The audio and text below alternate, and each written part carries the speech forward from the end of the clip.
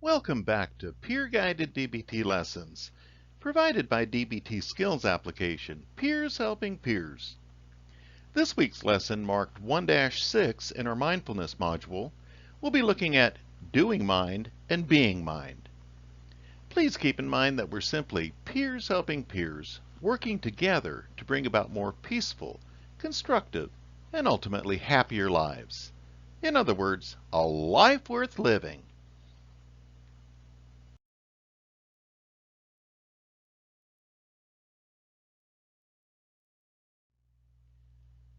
Being mind, doing mind, are wise mind, and these are the modes of mind.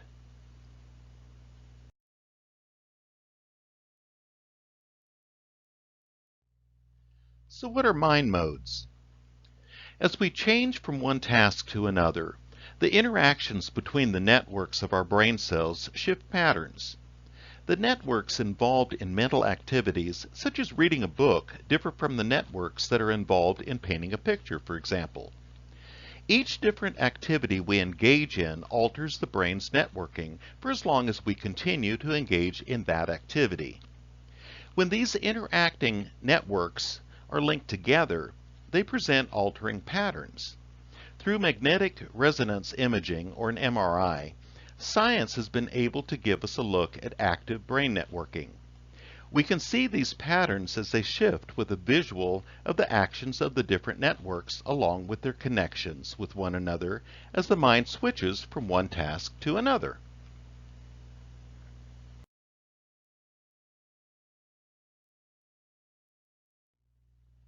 Over time, we get a clearer picture of how the shifting patterns of interactions between networks reflect the different activities occurring in the mind. While the activities of the mind remain steady, one pattern is predominant. Researchers have discovered that there are a limited number of core patterns of activity in the brain, and repeated interactions appear to occur as recurring patterns across an assortment of different mental activities. These recurring core patterns correspond to some of our basic modes of mind. Two of the main modes of mind have come to be known as being mind and doing mind.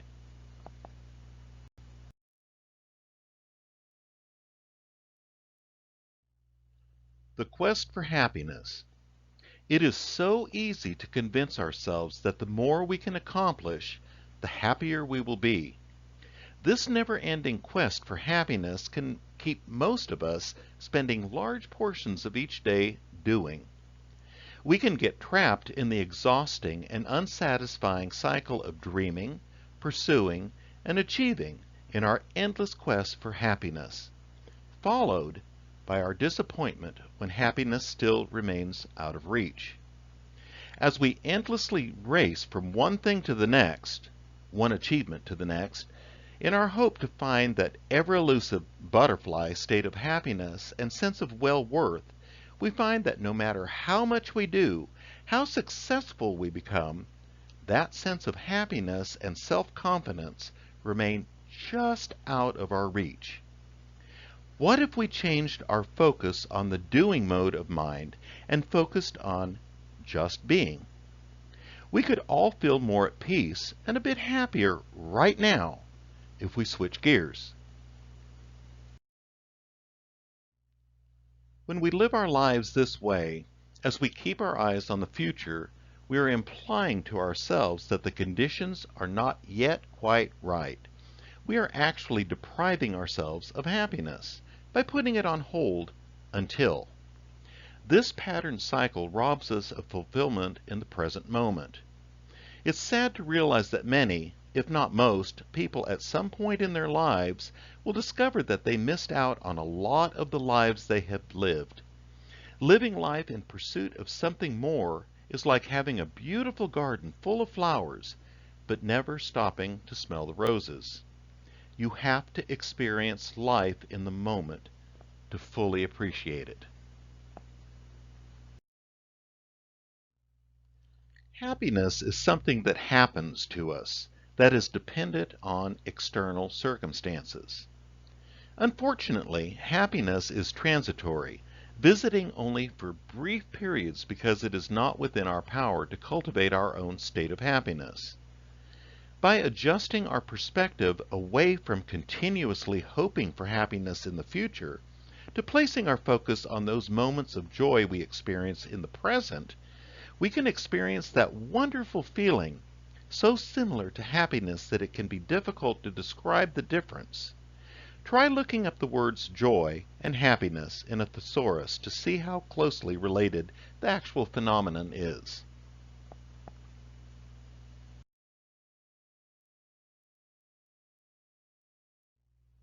Striving for joy in being mind is more beneficial than reaching for a moment of transitory happiness. Joy can be more consistent since it can be internally cultivated. Being mind is a nourishing and uplifting state of mind which creates time and space to experience joy in the present moment. Creating this space within also allows us to notice what brings us joy. Joy increases as you are able to make peace with who you are. It is important for us to remember that our accomplishments, achievements, and recognition cannot add to our personal worth to offer us a lasting sense of happiness. A person's value is not measured by how much they have accomplished in life. Our worth as a person lies in who we are. Remembering where our true values lie can take some of the pressure off. If we can truly grasp this concept, we can relax our constant reach for the next achievement and be free to simply be. Being mind allows. The constant pressure we put on ourselves to increasingly press towards our goals stems from the discrepancies between the reality of how things actually are and how we believe they should be in order for them to be acceptable. Allowing lowers our need to reduce these perceived discrepancies. Being mind accepts, acknowledges, and allows things to be just as they are right now. There is a sense of freedom and novelty in being mind, as each new experience manifests itself in a clearer, fresher way.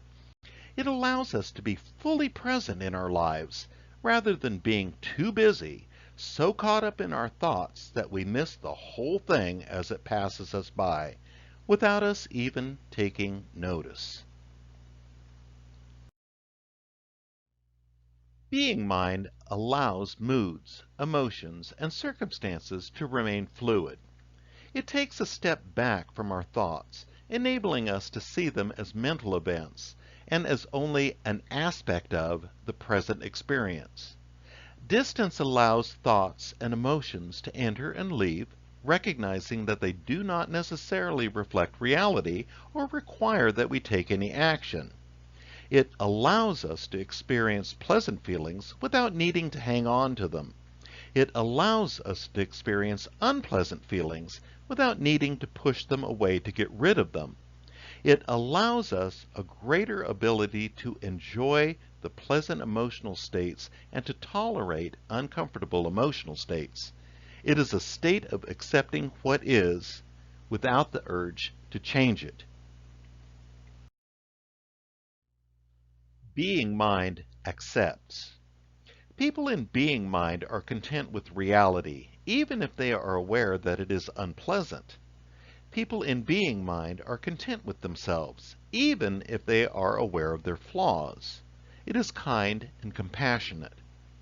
The acceptance of being mind is not the same as resignation. It is active acceptance of the way things are at the moment, for the moment. It is about allowing things to be as they already are. This is what mindfulness aspires to cultivate. This does not mean that if we accept things exactly as they are, that we must become stagnant to those circumstances. But we have to accept them in this moment before they can be changed. Paradoxically, once we fully accept them and stop attempting to change them, they begin to change themselves. We cannot change anything until we accept it. Carl Jung. In being mind, we understand that emotions are one of those things that we cannot avoid. A person could attempt avoidance through distraction, overdoing, workaholic, or even suppression through substances. The bottom line is that the more you struggle against experiencing an emotion, the more tightly you lock yourself into it. It is our human nature's natural instinct to fight and attempt to disentangle ourselves from anything that we feel takes control away from us, including allowing things to just be. We want to take control of all situations and to do. Being is not so easy all the time. We could relate attempting to escape our emotions to trying to free ourselves from a Chinese finger trap. The harder we struggle, the tighter they hold on. The only way to be released from them is to stop trying to get away from them and allow them to just be. Then they let go on their own.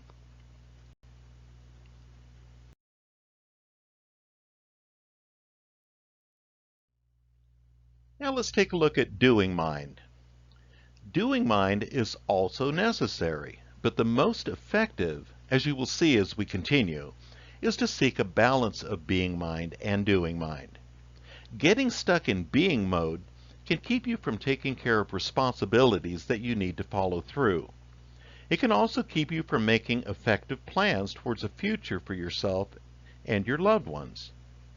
Doing mind is focused on decreasing the distance between the way things are right now and where we desire them to be.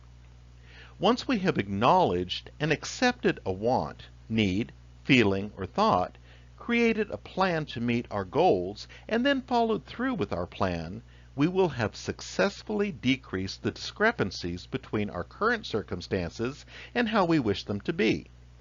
In a situation of this kind, doing mind is the better choice to practically employ. No amount of focus in being mind, simply being with a desire, will move us any closer to changing that feeling into a reality.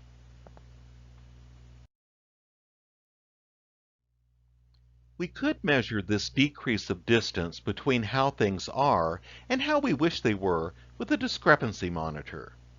So let's go ahead and take a look. Number one, the first step is to visualize an idea of how we wish things were, or how we think they ought to be. In this case, how things are, we don't have a cup of coffee. What we wish is that we did have one. Number two, then we compare that visualized idea with how things are right now. Number three, if we see a gap between how we desire things to be and how they actually are in the present moment, we instigate thoughts, plans, and actions in an attempt to reduce that distance. Your plan may be as minor as picking up the coffee pot and pouring yourself a cup of coffee. Or it may involve more detail, such as getting up, going into the kitchen, filling water into the pot and measuring out the coffee and turning it on. Number four, as we analyze our progress, we can adjust our plans and actions accordingly if we're not decreasing that gap. In other words, we may have to wait, for example, for the coffee to brew. And number five, when how things coincide with our visualized idea of how we want things to be, we have reached our goal, and we're enjoying that cup of coffee.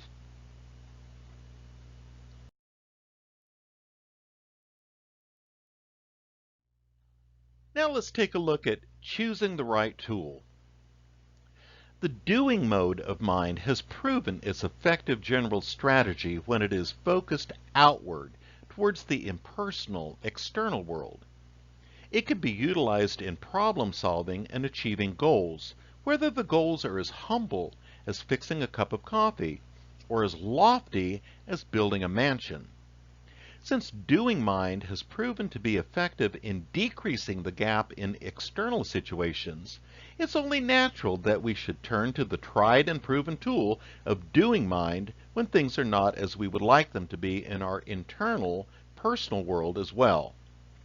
When we turn to doing mind to attempt to close the gap between what we feel and what we wish we felt, or what we think and how we would like our thoughts to focus, or even the kind of person we see ourselves to be and who we would prefer to be, things can go terribly wrong. It is not a matter that the tool of doing mind is not a useful tool, because we have seen how effective it can be in building through planning, problem solving, and actions. But it is not an effective tool for use when the discrepancy gap is in our inner world. Just as a hammer can be used to build, as doing mind is effective at decreasing the distance between how things are and how we would like them to be in our external world, that same hammer, or in this case the tool of doing mode, can be destructive when used to attempt to change the internal. When working towards bringing what is and what we would like it to be closer together in our internal personal world, being mind is a more effective tool. Rather than trying to force things with a hammer, a screwdriver might be a better tool choice. A hammer can be used to build a house, or it can be used to destroy one. Facing the internal in being mind allows us to see our thoughts and emotions as a passing experience that we don't have to buy into. This makes it easier to accept that this is how we feel right now, or what we think right now without needing to escape it. Once we allow and accept them, we can admit to ourselves that this is how it is right now, then watch solutions to improve that unfold before us.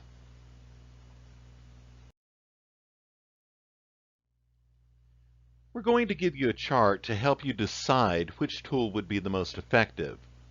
If you are already in reasonable mind, you are geared to go straight into doing mind.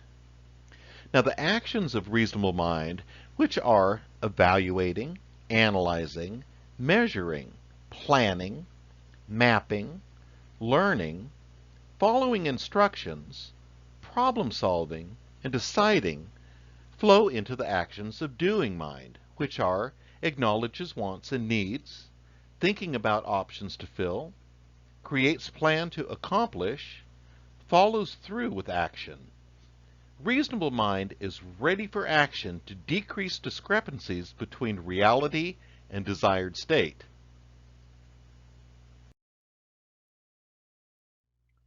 Emotion mind, on the other hand, normally needs to be experienced through being mind before any actions take place.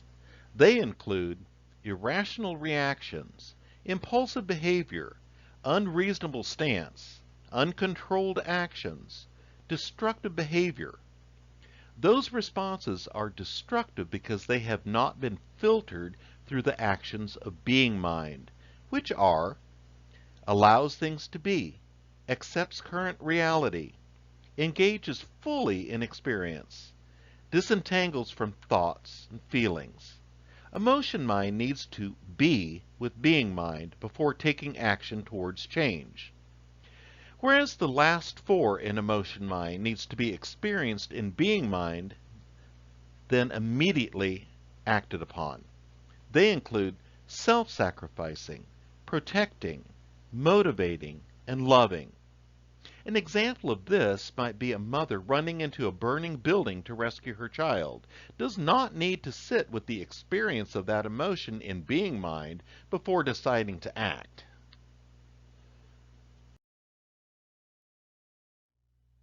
The most effective is when experience meets in the middle. In other words, wise mind. In wise mind, it is possible to honor and accept our emotions while taking the facts into account. Wise mind is willing to accept what you have in your life in the present moment without suppressing the desire to have something else. Wise mind allows you to throw yourself into achieving your goals, but at the same time letting go of absolutely having to achieve them.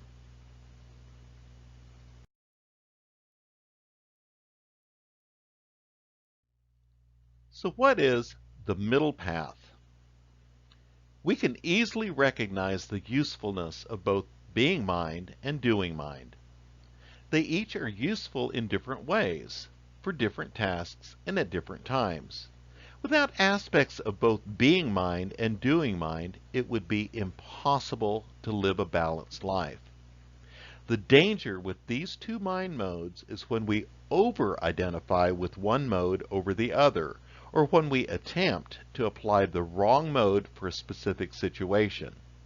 If we let go of balance, we start seeing reality from the extreme perspective of the mode of mind we have most closely identified with.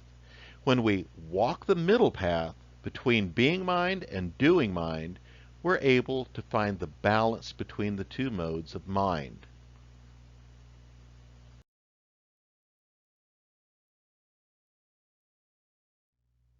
Temporal focus. When the two are in balance, we're able to look forward into the future, viewing the possible results of our plans and goals, and we're able to look back into the past to learn from similar circumstances, while fully participating in our present as we experience the richness of each unique moment.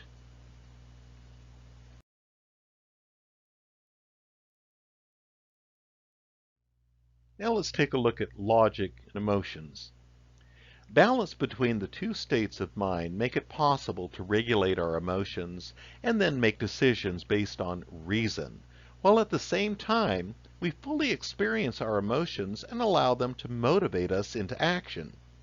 When balanced, our actions are prompted from our more reasonable emotions and our intuitions while we remain rooted in the present moment.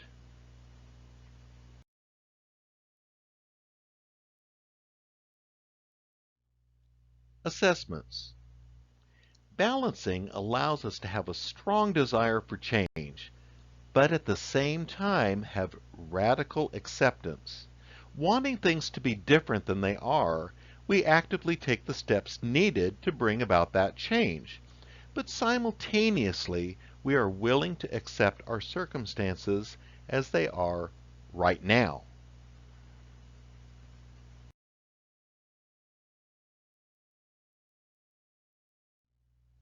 Next we have self.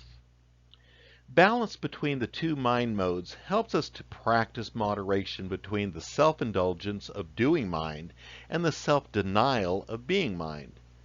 Being mind has a self-quieting sense, allowing us to go after our desires and engage in our activities, but remains aware of self.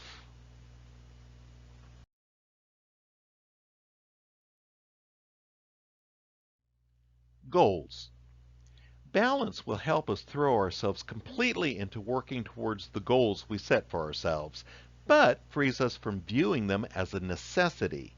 We're able to work for what we hope and wish for without feeling that we absolutely have to achieve what we are working towards.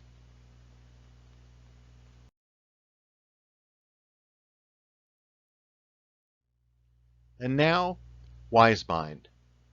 It's important to note that Wise Mind mode is not a compromise between opposites.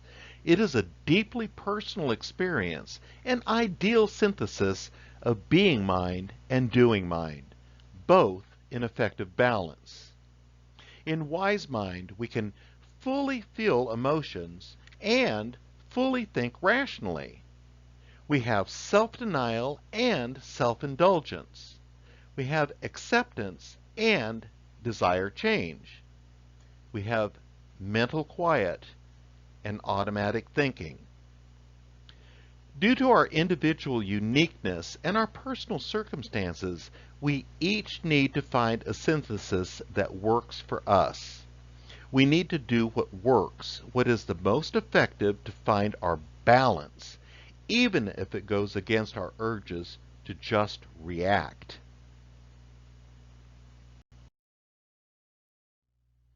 Be sure to check out the video description in the comments below. You'll find a link to the website lesson that accompanies this video. You will also find links to the handouts and worksheets created to complement this video. And while you're there, if you found this video helpful, be sure to like it. Next week in our peer-guided DBT lessons mindfulness module, we'll be looking at the middle path. Be sure to check out our YouTube channel where our entire DBT course is now available. Thank you for watching. Hope to see you next week.